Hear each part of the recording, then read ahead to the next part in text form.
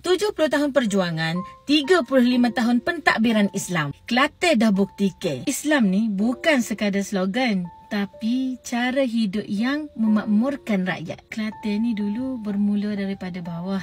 Rakyat pun hidupnya susah. Lepas tu kerajaan tak ada bajet yang banyak dan jalan pun kecil. Tapi ada satu benda yang dekat negeri lain dia tak ada. Semangat dan keyakinan bahawasanya Islam ni mampu memimpin.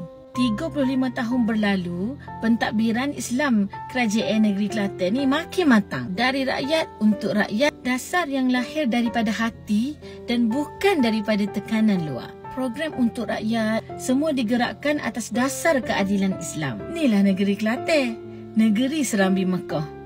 Tak tunduk pada tekanan dunia, negeri yang istiqomah dengan prinsip perjuangan. Dari susah ke gagah, dari rakyat ke rakyat. Ingat, Ain tak kecek rasa.